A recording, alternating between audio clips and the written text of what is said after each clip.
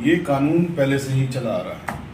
1986 में जब इस तरह का पहली बार ऑर्डर हुआ था शाहबानो के केस में, तो पार्लियामेंट ने एक कानून बनाया था जिसका नाम था मुस्लिम वुमेन्स प्रोटेक्शन डिवोर्स। अनफॉर्चुनेटली उस कानून को आज तक अमल में नहीं लाया गया, जबकि पार्लियामेंट के हमारी पार्लियामेंट का बनाया हुआ कानून है, और उस कानून को आज तक भी किसी भी कोर्ट ने ये भी नहीं कहा कि कानून गलत है। तो प्रोपेगेट तो ये किया गया कि साहब जैसे कि ये शरीयत के मुताबिक कानून बना, लेकिन क्या ये कानून शरीयत के मुताबिक हो सकता है जिसमें कहा गया और दोनों पार्टियां तैयार होंगी तभी? एक जो बहुत अहम बात है वो ये है, मैं एक चीज को चैलेंज करता हूं, तमाम लोगों को, पूरे मुल्क को मैं चैलेंज करता हूं, और टेलीविजन चैनल के ऊपर बैठ करके जो राष्ट्रीय चैनल वहां तो मैं चैलेंज करता हूं। ऑनरेबल कोर्ट्स के अंदर भी मैंने कितने बार इस बात पे बहस करी है कि आप हमारे इस मजहब के मामले को, जो मेंटेनेंस का मामला है और जो दूसरे मामले हैं, सक्सेशन का मामला है, इनहेरिटेंस का मामला है, डिवोर्स का मामला है, आप बहस तो करिए। सुप्रीम कोर्ट ने, हमारे देश में सबसे बड़ी कोर्ट सुप्रीम कोर्ट है, उसने बारंबार बहुत सारे जजमेंट में ये कहा कि वक्फ व यूजर भी होता है, यानी कोई प्रॉपर्टी में अगर मस्जिद बनी हुई है, कोई दरगाह है, कोई खानका है, कोई कब्रिस्तान है, तो वक्फ रहेगा। और जिन प्रॉपर्टी में ये सब चीजें हैं, उन प्रॉपर्टियों का बाकायदा टाइटल क्लियर है, टाइटल क्लियर है वक्फ बोर्ड के पास है, यानी वक्फ बोर्ड टाइटल होल्डर नहीं है, टाइटल अल्लाह सुब्हानहू व तआला के पास है, वक्फ बोर्ड केयर टेकर। अब देखिए कितनी अजीब बात है, दिल्ली में जिस पार्टी को मुसलमानों ने एन ब्लॉक वोट दिया, आम आदमी पार्टी, आपको पता है कि दिल्ली में पिछले 2 साल से कोई वक्फ बोर्ड ही नहीं है। एडमिनिस्ट्रेटर वक्फ बोर्ड का बनाया गया है किसको? वो नॉन मुस्लिम है। तो ये तमाम चीजें आम आदमी पार्टी की करी गई, जिसके लिए भी हमने चैलेंज किया हुआ है कोर्ट के अंदर। अब आप सोचिए कि ये जो लोग हैं, इन लोगों को पहचानने की जरूरत है। ये लोग जो खाल ओढ़े बैठे हैं मुसलमानों की हमदर्दी की, इनको भी उजागर करने की जरूरत है। मुझे बताइए, जितने भी लोग आम आदमी पार्टी से जुड़े हुए हैं मुसलमान, वो इस चीज को एक्सपोज क्यों नहीं करते? या जो एमएलए साहब वक्फ बोर्ड के चेयरमैन थे, वो चीज क्यों नहीं बताते लोगों को, भाई तुम्हारे वक्फ बोर्ड के साथ क्या हो रहा है? भाई आपने पार्टी के एमएलए हो, आपने अपना जमीन थोड़ी ना बेच दिया। आप तो बड़े मुस्लिम परस्त हो, बड़े हक परस्त आदमी हो, फिर आप क्यों नहीं आते सड़कों पर कि भाई ये वक्फ बोर्ड का आपने क्या बंटाधार कर दिया? तो ये सब चीजें सोचने की बात है। आप लोगों के संज्ञान में मैं इसलिए लेके आ रहा हूँ कि जिम्मेदारी आपके ऊपर भी उतनी है जितनी मेरे ऊपर है। हमारे साथ एडवोकेट शाहिद अली साहब मौजूद हैं, जो यूनाइटेड मुस्लिम फ्रंट के नेशनल प्रेसिडेंट हैं। साथ ही मिली मसाइल को लेकर के, सियासी और समाजी मामलात को लेकर के इनका एक लंबा तजर्बा रहा है, मुस्तकिल मुताबिक रहे हैं, चाहे वक्फ के मामलात हो या कोरोना काल के अंदर निज़ामुद्दीन तबलीगी मरकज़ के ऊपर खिलाफ जो साजिशें की गई, उसमें कानूनी लड़ाई लड़ना, इस तरह के तमाम मामलात के अंदर राजनीतिक और सियासी तौर पर भी एक लंबा एक्सपीरियंस रहा है। आज मौजूदा हालात में जो सियासी मामलात हैं, समाजी मामलात हैं, मुसलमानों को और दलितों को और मुल्क को दरपेश है, उसको लेकर मैं इनसे बात करने की कोशिश करूँगा। सबसे पहले एडवोकेट शाहिद अली साहब का मैं शुक्रिया अदा करूँगा आपने टाइम दिया। शाहिद साहब, अभी जो एक फ़ैसला आया सुप्रीम कोर्ट से कि मुस्लिम ख़वातीन को भी यह हक़ हासिल है कि तलाक अगर उनको दी जाती है तो तलाक के बाद वो गुजारा भत्ता के लिए दरख्वास्त दे सकती है, उनका भी हक़ है कि उनको गुजारा भत्ता दिया जाए। इसको लेकर Indian Muslim personal law board ने भी अपनी तरफ से इसकी मुखालफत किया है और इस फैसले को गैर जमहूरी बताया, मुस्लिम मुखालिफ बताया है। इसको लेकर आप क्या कहना चाहेंगे? बहुत प्यारा आपने क्वेश्चन किया, और मैं तलाश में था कि इस क्वेश्चन के ऊपर, इस उन्वान के ऊपर कोई बात करे मुझसे, मेरे मज़हब का कोई इंसान, जिसकी कोई समाज के अंदर जो मैसेज जा सके, जो हम कहना चाहते हैं। दरअसल देखिए, ये जो ऑनरेबल सुप्रीम कोर्ट का ऑर्डर है, ये ऑर्डर को पहली बार नहीं हुआ है, ये कानून पहले से ही चला आ रहा है। 1986 में जब इस तरह का पहली बार ऑर्डर हुआ था शाहबानो के केस में, तो पार्लियामेंट ने एक कानून बनाया था जिसका नाम था मुस्लिम वुमेन्स प्रोटेक्शन डिवोर्स। अनफॉर्चुनेटली उस कानून को आज तक अमल में नहीं लाया गया, जबकि पार्लियामेंट के हमारी पार्लियामेंट का बनाया हुआ कानून है, और उस कानून को आज तक भी किसी भी कोर्ट ने ये भी नहीं कहा कि कानून गलत है, लेकिन उस कानून पे अमल भी नहीं किया गया। वजह उसके पीछे 2 हैं कि एक तो उसमें सेक्शन 3 में ये बात लिखी हुई है कि उस कानून के अंदर तभी मुकदमा चलेगा जब दोनों पार्टियां इस बात के लिए रजामंदी हो कि उस कानून के तहत मुकदमा चलना चाहिए। तो जिस मेंटेनेंस के लिए ज्यादा लड़कियां ही जाती हैं, जो लड़की मेंटेनेंस के लिए कोर्ट में चली गई तो वो तो 125 में उसने पिटीशन डाली, इसका मतलब यह है कि वो उस एक्ट के अंदर तो जाएगी ही नहीं। जब वो हस्बैंड वहां पे गया, हस्बैंड ने ऑब्जेक्शन लिया, उसके ऑब्जेक्शन से खाली कुछ होगा नहीं, जैसे इस केस में भी लिया गया था जिसमें ऑनरेबल सुप्रीम कोर्ट ने फैसला किया। उसमें कहा कि साहब वो एंटाइटल्ड है, बिल्कुल एंटाइटल्ड है, क्योंकि उसमें भी जो 1986 में शाहबानों के बाद में जो फैसला ये एक्ट बनाया गया था उसके अंदर भी इन्होंने हरकत ये कर दी थी कि दोनों पार्टियां अगर रजामंदी होंगी तभी। तो प्रोपोगेट तो ये किया गया कि साहब जैसे कि ये शरीयत के मुताबिक कानून बना, लेकिन क्या ये कानून शरीयत के मुताबिक हो सकता है जिसमें कहा गया दोनों पार्टियां तैयार होंगी तभी? एक जो बहुत अहम बात है वो ये है, मैं एक चीज को चैलेंज करता हूं, तमाम लोगों को पूरे मुल्क में चैलेंज करता हूं, और टेलीविजन चैनल के ऊपर बैठ करके जो राष्ट्रीय चैनल वहां से मैं चैलेंज करता हूं। ऑनरेबल कोर्ट्स के अंदर भी मैंने कितने बार इस बात पे बहस करी है कि आप हमारे इस मजहब के मामले को, जो मेंटेनेंस का मामला है और जो दूसरे मामले हैं, सक्सेशन का मामला है, इनहेरिटेंस का मामला है, डिवोर्स का मामला है, आप बहस तो करिए ओपन माइंडेड, बिना किसी प्रिजुडिस के। आप बताइए हमसे अच्छे कानून किसी के पास हो तो? किसी के पास हमसे अच्छे कानून नहीं है। अब जो मेंटेनेंस वाली बात है, मैं चूंकि आपका क्वेश्चन आज मेंटेनेंस पर है तो मैं अपना आपको लिमिट से वहीं पर कर रहा हूं। जो मुस्लिम शादियां होती हैं उसमें एक बहुत खूबसूरत प्रोविजन है मेहर का। अनफॉर्चुनेटली उस मेहर को, जो मेहर का प्रोविजन है, उसको हमारे मुल्क में लोगों ने बिल्कुल नगण्य बना दिया है। यानी उसको एक मजाक के तौर पे इस्तेमाल वहां पर हो जाता है शादी के वक्त में। साहब मेहर सिर्फ मेहर फातिमी कर दीजिए। मेहर फातिमी क्या है? वो आज की डेट में कुल मिलाकर के 2-4-5 हजार रुपए की वो बनेगी, जबकि मेहर का कॉन्सेप्ट जो है इस्लाम का वो ये नहीं है। मेहर का कॉन्सेप्ट मेहर फातिमी भी बनी है नबी वसल्लम के जमाने में, और मेहर बहुत अच्छे अमाउंट की भी बनी है। लेकिन जो आज के हालात हैं, वो क्या उन हालातों में मेहर फातिमी काफी है? अगर इसी जब शादी के वक्त में शादी हो रही है, वहां पर मेहर अगर 10 लाख रुपए की बनती है, आप शादी में 50 लाख रुपए खर्च कर रहे हैं ना, तो शादी में जिस एतबार से पैसा खर्च किया जा रहा है, दोनों पार्टियों का जो स्टेटस है, उस एतबार से अगर मेहर बंधे, आप यकीन जानिए अगर 10 लाख रुपए की मेहरबंदी होगी, 20 लाख रुपए की मेहरबंदी होगी, 50 लाख रुपए की मेहरबंदी होगी, या कुछ लोग गरीब हैं तो उनकी हिसाब से अगर 1-2 लाख रुपए की मेहरबंदी होगी, तो मुझे बताइए क्या कोई भी हस्बैंड अपनी बीवी को तलाक देगा? और अगर तलाक देगा तो चूंकि मेहर अमाउंट का जो होता है मेहर, वो औरत का अपना हक हो गया। तो जब उसके पास में सपोज के लिए 10 लाख रुपए का मेहर बना हुआ है, किसी वजह से तलाक हो गया, तो 10 लाख रुपए जब उसके पास होंगे तो अपना भरण पोषण कर सकती है ना। तो ये जो बेसिकली हमारे इस्लाम में ये कॉन्सेप्ट है कि साहब मेंटेनेंस से इद्दत पीरियड का मिलेगा, यहां तक तो हमारी कौम कहती है साहब इद्दत पीरियड तक देंगे, मुस्लिम पर्सनल लॉ बोर्ड भी कहेगा इद्दत पीरियड तक देंगे, हम भी कहते हैं यहां से इद्दत पीरियड तक मिलना चाहिए, क्योंकि उसके बाद नहीं मिलना चाहिए। बट जो डॉवर की बात है, जो मेहर की बात है, वहां पर हमको सांप सूंघ जाता है, वहां पर बात ही नहीं करते। देखिए कितनी शादियों में जब डॉवर की बात आती है, मेहर की बात आती है, तो आदमी बेचारा लड़की वाला होता है, अरे साहब कुछ भी बनवा दीजिए, कोई बात नहीं। जबकि यहीं पर खुद लड़के वालों ने आगे बढ़ के कहना चाहिए कि भाई ये तुम्हारा हक है, ये लड़की का हक है।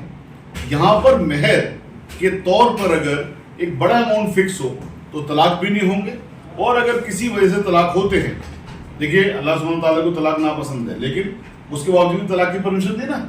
आयत नंबर 227, 228, 229 चैप्टर 2 सूरह बकरा में तलाक का प्रोसीजर भी बताया। आयत नंबर 35 सूरह निसा में तलाक के खुद पूरे एक सूरत है, सूरह तलाक, आयत नंबर 1, 2, 3, 4, 5 में इन सारे जो प्रोविजन अल्लाह सुब्हानहू व तआला ने कुरान के अंदर किए कि साहब तलाक कैसे होगा, क्या उसका प्रोसीजर है, उसको तो बिल्कुल कौम ने, हमारी ने, अनफॉर्चुनेटली, और मुस्लिम पर्सनल लॉ बोर्ड ने भी, मैं बहुत जिम्मेदारी के साथ कह रहा हूं, मुस्लिम पर्सनल लॉ बोर्ड ने भी कुरान के मुताबिक जो प्रोविजंस हैं उसके मुताबिक आज तक भी कोई प्रोविजन तैयार नहीं किया इस कौम के लिए। जब तैयार नहीं किया, आप कुरान के खिलाफ काम करोगे, कुरान के मुताबिक काम नहीं करोगे, तो आप इस जमाने में भी रुस्वा होगे और अल्लाह सुब्हानहू तआला के पास भी आपकी पकड़ होगी। तो ना तो आपने मेंटेनेंस के लिए काम किया, आपने कह दिया सर 4 महीने के बाद इद्दत पीरियड का मेंटेनेंस नहीं देंगे, लेकिन आप बताइए मुझे कि आपने उन औरतों के लिए क्या इकदाम किए? डॉवर तो उनको मिलता नहीं है, यानी महर। अब दूसरी चीज क्या आ जाती है, हमारे पास में एक और बहुत खूबसूरत कॉन्सेप्ट है वक्फ का, जो पूरी दुनिया में कहीं भी नहीं है। कितना खूबसूरत मजहब है, देखिए कि वक्फ के लिए जो वक्फ की प्रॉपर्टियां हैं उनका इस्तेमाल क्या होगा? मालिक तो उसका अल्लाह सुब्हानहू तआला होगा, लेकिन उसका इस्तेमाल किसके लिए होगा? गरीबों के लिए, यतीमों के लिए, मिस्किनों के लिए, बेवाओं के लिए, ये जो डिवोर्सी है उनके लिए। वक्फ बोर्ड को अगर तमाम वक्फ प्रॉपर्टियां भारत सरकार वक्फ बोर्ड को चलाने दे, अगर इस कानून के अंदर चेंज थोड़ा सा हो जाए, तो वक्फ बोर्ड की इतनी कमाई हो सकती है कि हम पूरे भारत का बजट फाइनेंस कर सकते हैं, पूरे भारत का। तो क्या हम अपनी उन बहनों को मेंटेनेंस नहीं दे सकते? तो मुस्लिम पर्सनल लॉ बोर्ड ने ये तो कह दिया कि साहब 3 महीने 10 दिन या इद्दत पीरियड का मेंटेनेंस मिलेगा। बताइए मुझे इकदाम क्या किए उनके लिए, अल्टरनेट इंतजाम क्या किए? आप वक्फ बोर्ड से भी उनको पैसा नहीं दिलवा रहे, क्योंकि वक्फ बोर्ड का पैसा नहीं है। जो वक्फ बोर्ड से आप पैसा नहीं दिलवा रहे, उनका पैसा नहीं है, आप वक्फ बोर्ड को बचाने की लड़ाई नहीं लड़ रहे, आप वक्फ के कानून को बदलवाने की लड़ाई नहीं लड़ रहे, तो पूरी कौम को सिर्फ आप ठगने का काम करते हैं। मैं बहुत जिम्मेदारी के साथ और मैं बहुत माफी के साथ, मेरा किसी से कोई दुश्मनी नहीं है, मैं किसी के साथ में वो नहीं करना चाहता। मेरी बात को जरा समझने की कोशिश करिए कि जो भी कौम के ठेकेदार बनते हैं, जो भी बनते हैं XYZ पूरे मुल्क के भर के अंदर, मैं उन सबसे एक क्वेश्चन ये करना चाहता हूं, भाई आप जब कौम के नाम पे चंदे लेते हो, आप जब कौम के नाम पर अपनी तिजोरियों को भरने का काम करते हो, आप बताइए बदले में कौम को क्या दे रहे हो? आपने आज 77 साल हो गए, चलिए आप कहते हो सब पार्लियामेंट में रिजर्वेशन नहीं है, असेंबली में रिजर्वेशन नहीं है, लेकिन सड़कों पर आने के लिए तो किसी रिजर्वेशन की जरूरत नहीं है। आपने महर के बारे में बात किया, महर के अलावा खवातीन को एक सिक्योरिटी जो है प्रॉपर्टी के रास्ते में दिया गया है। उनके वालिदैन की ज़मीन में, उनके वालिद की ज़मीन में उनको प्रॉपर्टी दी जाती है। अगर एक औरत को प्रॉपर्टी दे दिया जाए तो क्या अगर तलाक होने के बाद भी उसके लिए सिक्योरिटी रहेगी? मगर समाज में इस पर अमल कहीं ना कहीं नहीं होना भी इस तरह के मसाइल पैदा कर रहा है। देखिए जो आपने कही इनहेरिटेंस वाली बात, प्रॉपर्टी मिलने, इनहेरिटेंस किसी भी मजहब में, हमारे मजहब में सबसे पहले इनहेरिटेंस दिया गया औरतों को, सबसे पहले हक दिया गया, लेकिन जो उनको हक ये मिलता है वो तो पेरेंट्स की वफात के बाद ही मिलेगा ना, जब प्रॉपर्टी बढ़ेगी। तो कोई अगर बेवा हो जाती है या किसी का डिवोर्स हो जाता है तो अपने पेरेंट्स का मरने का इंतजार करेगी, वो मेरे पेरेंट्स मरेंगे फिर मुझे वहां से हक मिलेगा। ये तो बिल्कुल बेवकूफाना वाली बात है कि सब वहां से उसको हक है, वहां से प्रॉपर्टीज में कोई शक की बात नहीं है। लेकिन हक बटा कब करते हैं?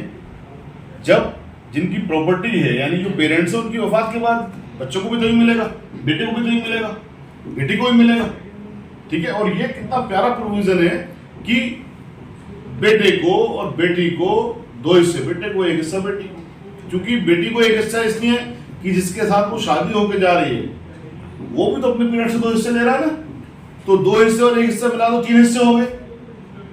ऐसे ही जो इसका भाई है उसके पास 2 हिस्से, वो अपनी जो बीवी लेके आया वो 1 हिस्सा लेके आई, तो फिर 3 हिस्से हो गए। तो देखिए कितनी इक्वलिटी है, बिल्कुल बराबरी की बात है। यानी कोई भी इतनी 1450 साल पहले साइंटिफिक रिलीजन, पूरा मैथमेटिक्स, कंप्लीट बराबरी कहीं नहीं हो सकती।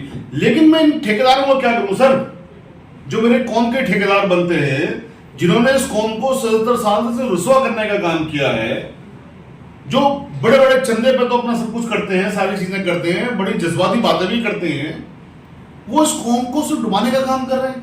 मतलब कितने प्यारे प्रोविजन है। आपने अगर अकेले वक्त को आजाद करवा लिया होता तो आप यकीन जानिए देश का मुसलमान कोई भी बेरोजगार नहीं होता। हर मुसलमान कम से कम 30 से 35 लाख रुपए का मालिक है। जो इंसान 30 से 35 लाख रुपए का मालिक हो, जो बहनें हमारी जिनको डिवोर्स हो रहा है वो भी 30 से 35 लाख रुपए की मालिक है, और उनके पास मेंटेनेंस नहीं है। इसलिए तो ये 10 पीरियड तक का जो मेंटेनेंस है, चूंकि इस मजहब ने हर इंसान को इतना अमीर बनाया, वक्त के जरिए गरीबों को अमीर बनाया। और जो अमीर हैं उनकी प्रॉपर्टीज में हक दे दिया, इनहेरिटेंस दे दिया, 1450 साल पहले हक दे दिया। आप तो आज की बात करते हैं, तमाम लोग तो कि सब आज मिल रहा है। वक्फ के मामले में व्हाट्सएप यूनिवर्सिटी को जो प्रोपेगेंडा ये किया जाता है कि ये देश की ज़मीन है, मुल्क की मिल्कियत है, मुल्क का प्रॉपर्टी, उस पर मुसलमान कब्जा किए हुए हैं। क्या इस तरह की प्रॉपर्टीज दूसरे कम्युनिटी के पास भी हैं? इसका या बताइए। दूसरा ये है कि ये प्रॉपर्टी क्या देश का है या इस कम्युनिटी के जो लोगों ने उन्होंने वक्फ किया हुआ है? ये भी अच्छा क्वेश्चन है आपका। देखिए, मुसलमान जहाँ तक हैं वो तो सब जानते हैं कि वक्फ प्रॉपर्टी क्या होती है, लेकिन जो हमारे हिंदू भाई हैं उनको वाकई में ये बताया जाता है कि ये सारी देश की प्रॉपर्टी हैं। कुछ कहती हैं एनिमी प्रॉपर्टी हैं, कुछ कहती हैं जो लोग पाकिस्तान चले गए थे ये इवैक्यू प्रॉपर्टी हैं, जबकि ऐसा नहीं है। देखिए, इवैक्यू प्रॉपर्टी के लिए हमारे मुल्क में कानून है, इवैक्यू एक्ट, जो 1951 में बना और उसकी एप्लीकेबिलिटी रही 1954 तक। यानी कि जितने भी लोग पाकिस्तान चले गए थे उनकी प्रॉपर्टियां सब इवैक्यू प्रॉपर्टी कहलाएं, और वो भारत सरकार ने अपने कब्जे में लेकर के जो लोग पाकिस्तान से इंडिया आए, जैसे यहाँ से पाकिस्तान गए वहां से भी तो यहाँ पर आए ना, उन सबको प्रॉपर्टियां अलॉट करी। इवैक्यू प्रॉपर्टी आप किसी भी शहर में जाके पता कर लीजिए, इवैक्यू प्रॉपर्टी भारत सरकार ने लोगों को अलॉट की है, पैसे लेकर के या बिना पैसे लेकर के, उन लोगों को जो लोग पाकिस्तान से इंडिया में आए। दूसरी प्रॉपर्टी होती है एनिमी प्रॉपर्टी। एनिमी प्रॉपर्टी भी जितनी प्रॉपर्टियां थी वही भारत सरकार ने एक्वायर कर ली, वही भारत सरकार के पास है एनिमी प्रॉपर्टी।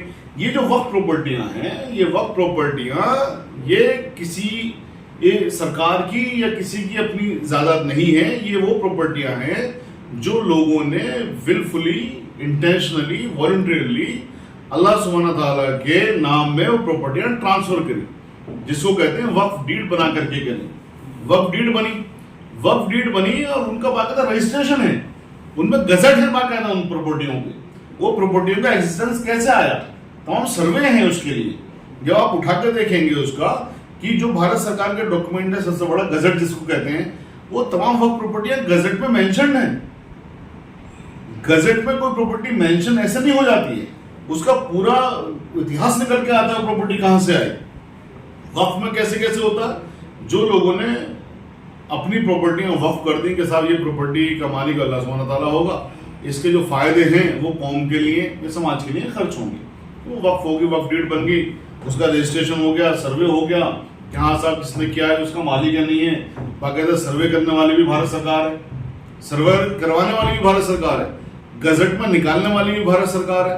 तो फिर भारत सरकार की प्रॉपर्टी कैसे दे देगी भारत सरकार किसी को? दूसरी बात, यहीं पर एक क्वेश्चन और आता निकल के, अकेले दिल्ली में, आप सरप्राइज हो जाएंगे, अकेले दिल्ली में भारत की सरकार ने पिछले 70 साल में 300 प्रॉपर्टियां वक्फ बोर्ड की कब्जे में लेकर के उनको एक्वायर कर ली।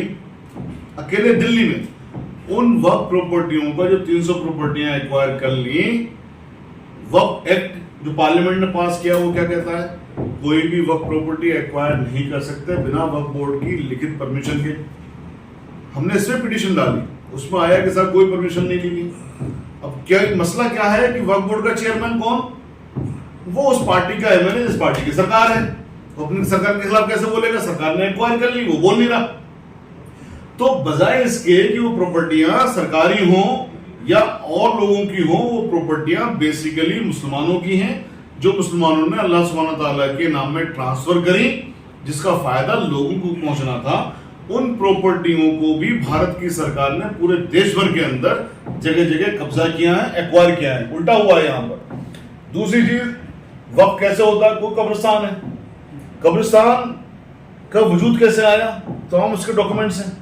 तो कब्रिस्तान का वजूद कैसे आया, उसके डॉक्यूमेंट्स हैं, तमाम चीजें हैं। तो उन प्रॉपर्टियों को जहां कब्रिस्तान है, आप कह दो कि साहब ये प्रॉपर्टी वक्फ की नहीं है। ऑनरेबल सुप्रीम कोर्ट ने, हमारे देश में सबसे बड़ी कोर्ट सुप्रीम कोर्ट है, उसने बारंबार बहुत सारे जजमेंट में ये कहा कि वक्फ का यूजर भी होता है।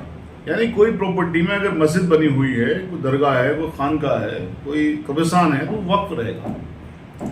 और जिन प्रॉपर्टी में ये सब चीजें हैं, उन प्रॉपर्टियों का बाकायदा टाइटल क्लियर है, टाइटल क्लियर है वक्फ बोर्ड के पास।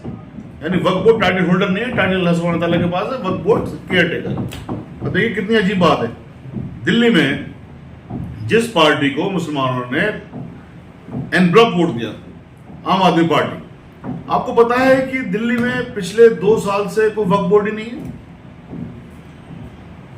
रिलीजियस कमेटी में जिस आदमी को उन्होंने बिठाया हुआ है वक्फ बोर्ड की तरफ से डाला जाता है वो नॉन मुस्लिम है। एडमिनिस्ट्रेटर वक्फ बोर्ड का बनाया गया है किसको, वो नॉन मुस्लिम है।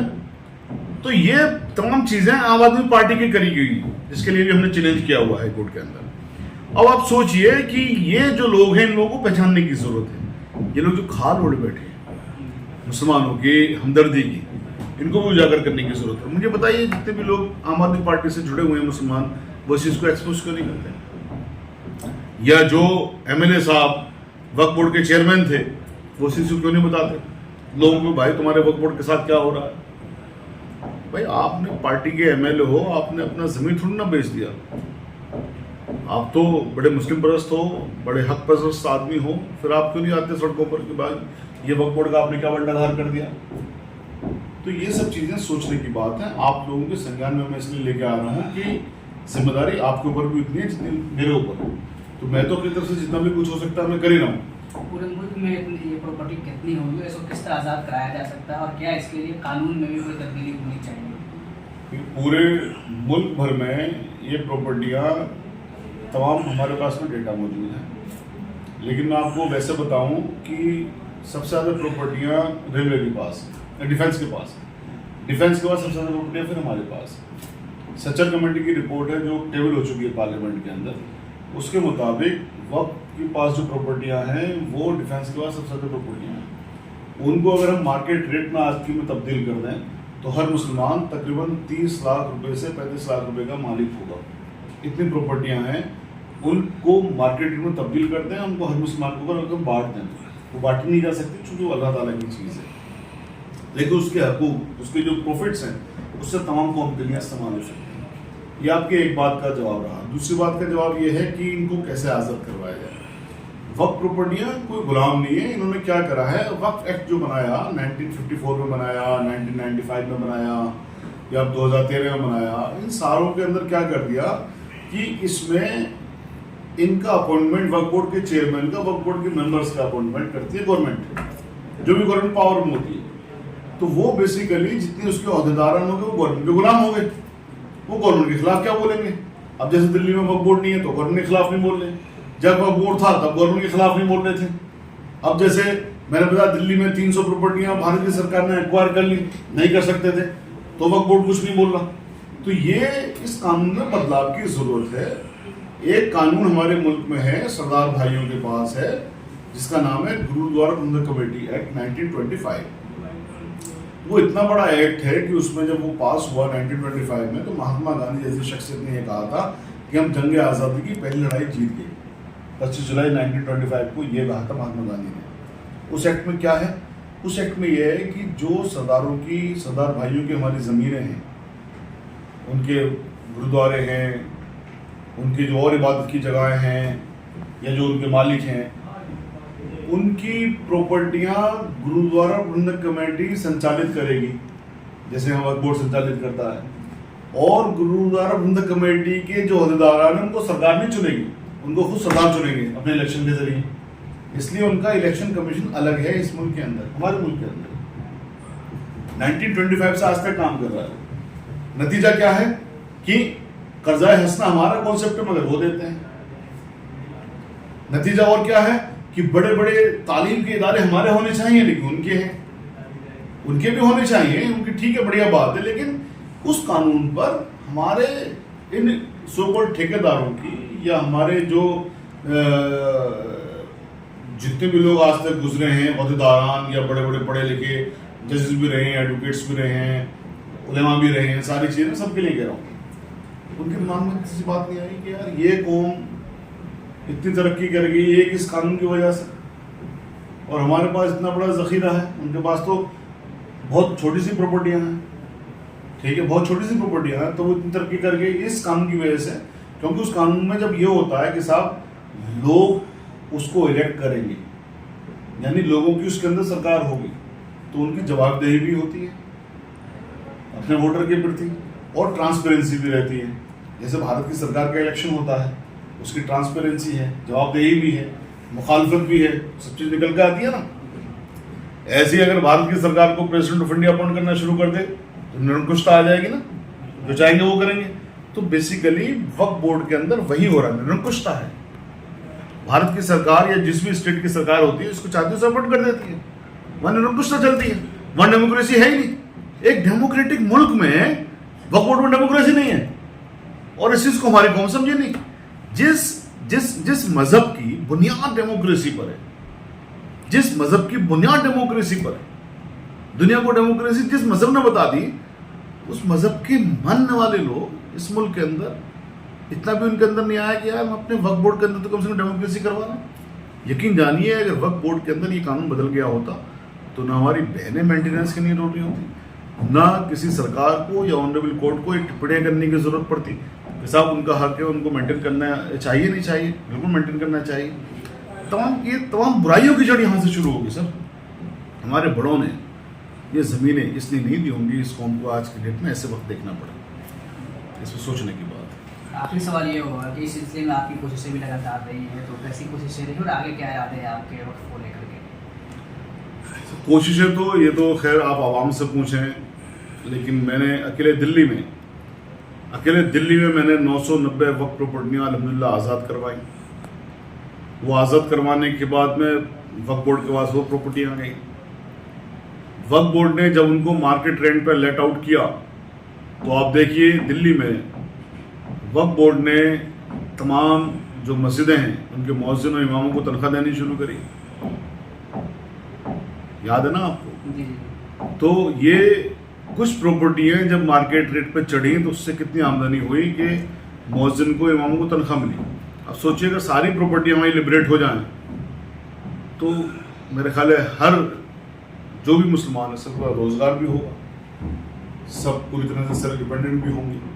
तो ये हमारे कामों में से कुछ काम ये हैं। अगर दिल्ली की अगर हम बात करें तो 990 प्रॉपर्टी हमने करी, पूरे मुल्क भर के अंदर हमने ये ड्राइव करी। आपके पटना में भी हमने कॉन्फ्रेंस करी, आपके कर्नाटका में भी करी, आपके गोवा में जहाँ बहुत कम वक्त प्रॉपर्टियाँ वहाँ भी करी, पूरे मुल्क भर के अंदर हम गए, हमने कोशिशें करी। लेकिन हमारी कोशिशों में जो एक कमी है वो ये है कि हमारे पास में कोई पॉलिटिकल ताकत नहीं है।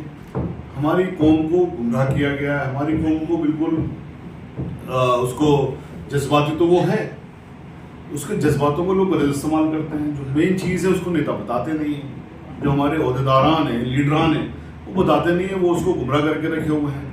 उस गुमराही से हम निकालने की कोशिश करते हैं तो फिर हमसे लड़ना शुरू कर देते हैं, और उनसे लड़ने के लिए हमारे पास इतने ज़राया भी नहीं है। हम कोशिशें कर रहे हैं, हमारे पास में अगर हमारे साथ लोग जुड़ेंगे तो आप यकीन जानिए इंशाअल्लाह 1 से 2 साल का वक्त लगेगा नहीं, वो इनकलाब हो जाएगा जिस इनकलाब की इस कौम को ज़रूरत है। अगर वो इनकलाब हो गया, यानी वक्फ एक्ट को हमने अगर चेंज करवा लिया, वक्फ बोर्ड को हमने आज़ाद करवा लिया, वक्फ प्रॉपर्टी आज़ाद करवा लिया, तो आप यकीन जानिए पूरे मुल्क के लोग आपके साथ कंधे से कंधा मिला के चल रहे होंगे। जो कमाऊ बच्चा होता है ना, उसको सब प्यार करते हैं।